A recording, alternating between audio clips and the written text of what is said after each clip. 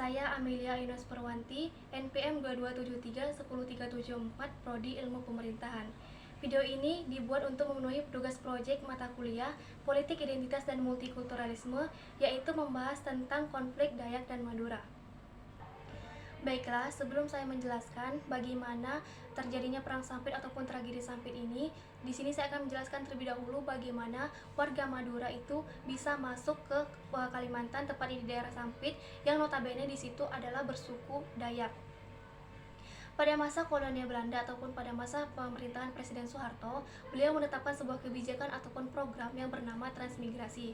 Sebenarnya transmigrasi ini telah dimulai pada masa kolonial Belanda. Dengan adanya kebijakan tersebutlah yang membuat warga Madura akhirnya bertransmigrasi ke Pulau Kalimantan, tepatnya di daerah Sampit. Jadi dapat kita ambil kesimpulan bahwa warga Madura merupakan warga pendatang di daerah tersebut.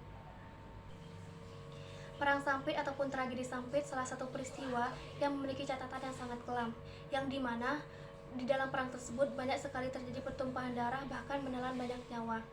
Perang Sampit merupakan perang yang melibatkan dua etnis, yaitu antara suku Madura dan juga suku Dayak. Perang ini terjadi pada tahun 2001.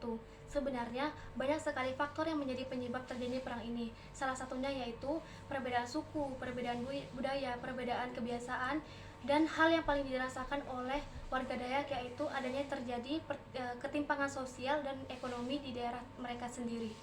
Namun salah satu faktor penyebab Dayak yaitu mereka menemukan seorang pria dari suku mereka itu meninggal akibat dibunuh oleh segelompok warga Madura. Pria ini bernama Sandong. Sebenarnya kasus ini telah ditangani ataupun telah diselesaikan oleh pihak kepolisian. Namun warga Dayak ini merasa tidak puas atas keputusan akhir dari kepolisian, yang mereka merasa itu tidak adil bagi mereka. Dan akhirnya mereka memutuskan untuk turun tangan langsung dalam penyelesaian kasus tersebut untuk mencari siapa pembunuh sebenarnya.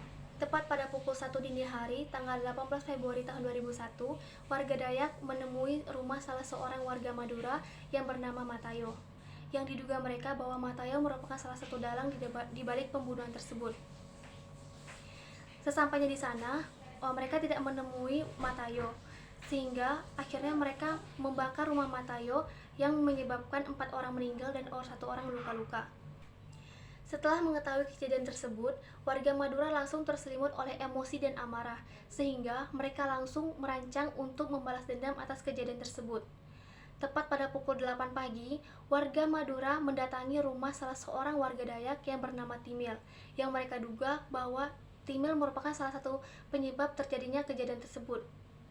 Namun, sesampainya di sana, warga Madura itu tidak menemukan Timil, sehingga mereka membakar rumah Timil dan juga 3 rumah yang ada di daerah tersebut, yang menyebabkan 3 orang meninggal dunia. Dengan aksi saling balas dendam itu membuat perang ini semakin memanas dan semakin melebar kemana-mana.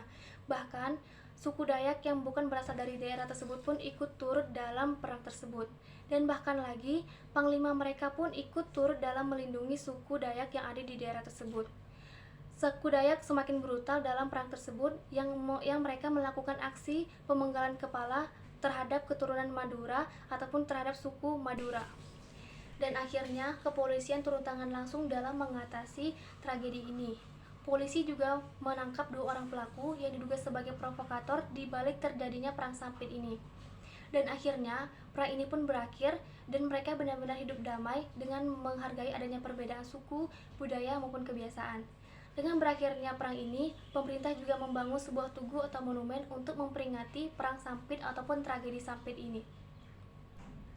Kesimpulan dari permasalahan ataupun tragedi Sampit ini adalah ada pepatah yang mengatakan di mana bumi dipijak, di situ langit dijunjung, yang artinya kita harus saling menghargai dengan adanya perbedaan dari segi suku, kebudayaan maupun kebiasaan. Sekian penjelasan dari saya terkait permasalahan Dayak dan Madura. Sekian, terima kasih.